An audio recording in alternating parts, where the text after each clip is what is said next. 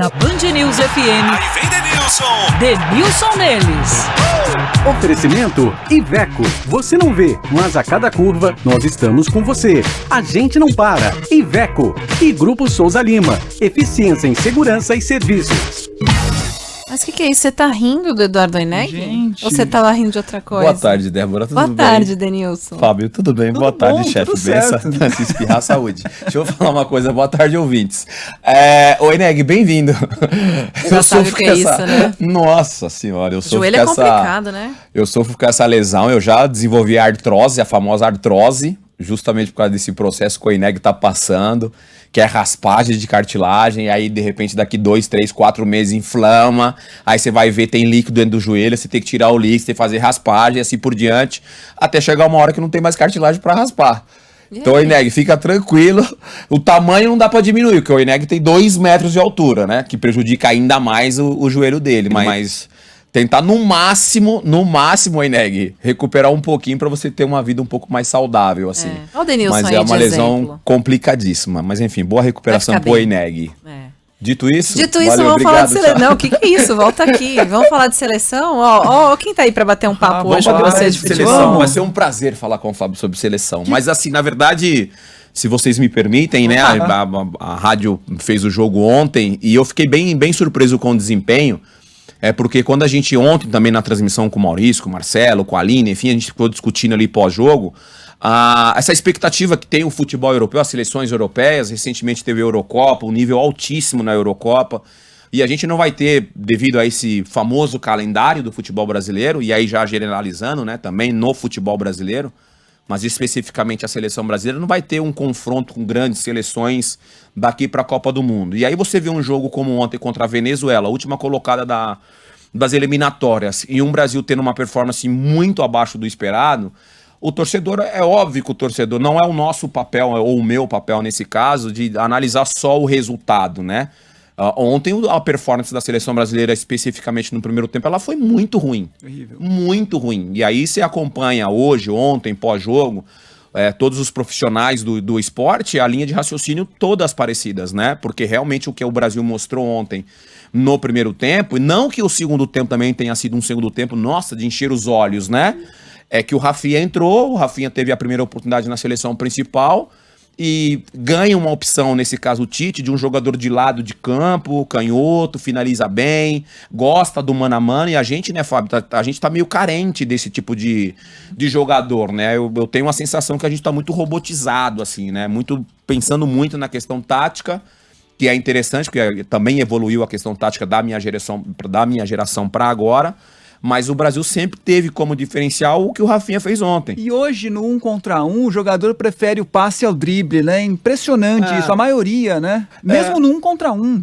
Então, e aí a gente perde muito do que a gente tem como história, né, no futebol. Então o Rafinha ontem tentou resgatar, conseguiu resgatar um pouco dessa jogada individual, ele deu um pouco mais de profundidade, que o Brasil não estava tendo profundidade ontem.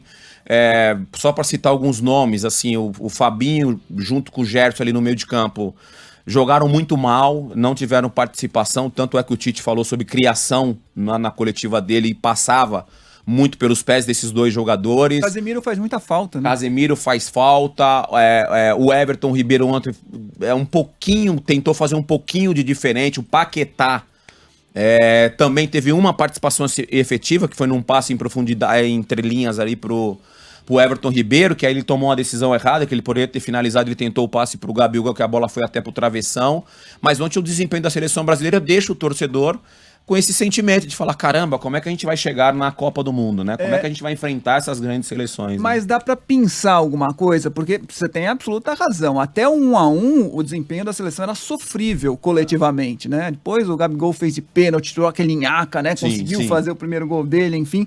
Mas dá pra pensar alguma coisa? Por exemplo, o Rafinha, que você já citou, o Antony, que entrou bem, até fez um gol no finalzinho. Acho que individualmente dá pra começar a pensar alguma coisinha pra tentar lá na frente fortalecer esse coletivo, porque o Brasil não joga bem já pelo menos há 3 partidas. Você citou o coletivo e é importante ressaltar, ontem o Neymar não jogou, estava suspenso, enfim, ausente, e aí foi um dos comentários que eu fiz antes do jogo, que era justamente essa questão de ver um Brasil jogando mais no coletivo, né? Eu falei ontem também na transmissão em relação à ausência do Neymar, E quando o Neymar vem, aliás, quando o Neymar vem pra defender a seleção brasileira, eu sinto que ele prende mais a bola aqui do que quando ele tá lá no clube dele.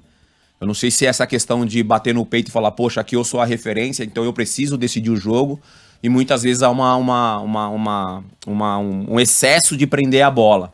Aí o ouvinte Band News FM deve pensar, poxa, Denilson, mas você também prendia a bola pra caramba. Não, quase então, nada. Né, não é nenhuma crítica ao Neymar, ao contrário, eu quero mesmo que ele parta pra cima, que ele prenda a bola e tal, mas eu acho que tem algum momento que ele exagera um pouquinho. Tem um companheiro melhor colocado, não toca e tal.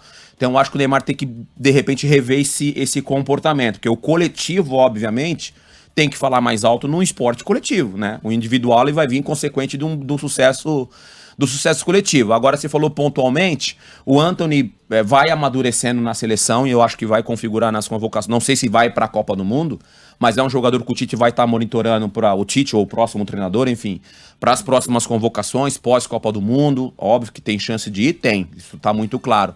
O Rafinha ontem deixou uma dúvida muito grande no Tite. Eu não sei se o Tite vai mudar muito a seleção, que eu acredito que não. Acho que o elenco da seleção brasileira que vem sendo convocado ao longo dessas eliminatórias é o time, e aí vale ressaltar que eu concordo com esse processo de convocar os mesmos jogadores, você mudar 1, 2, 3 no máximo, porque o Brasil precisa criar, né, Fábio, ouvintes e Débora, essa união, essa química entre eles, porque não dá para cada convocação te chamar 23 jogadores diferentes, não tem como. Não tem tempo de treinar, né? E além dessa questão de não ter tempo de treinar. Então, fica com uma má sensação o jogo de ontem? Sim, fica.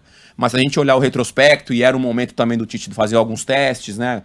Colocou ali, por exemplo, o Arana, para finalizar meu comentário, que eu tô me estendendo bastante, mas ele colocou o Arana, por exemplo, ontem, e o Arana jogando na linha de 4, ele perde um pouco dessa ofensividade que ele tem no Galo, né? O Galo tem ali, por exemplo, o Jair e o Alan, nesse meio de campo, que faz uma proteção na linha de defesa, e muitas vezes com 3 zagueiros, e aí principalmente o Jair que fica fazendo essa manutenção, cobertura de um lado, cobertura de outro, e o Arana, eu acho que é um dos jogadores que, na posição que mais pisa na área assim, do adversário, que mais finaliza no gol adversário por essa característica. E na seleção ontem, por causa da linha de 4, ele também ficou um pouco mais retraído e não conseguiu desenvolver o que ele desenvolve com o Galo.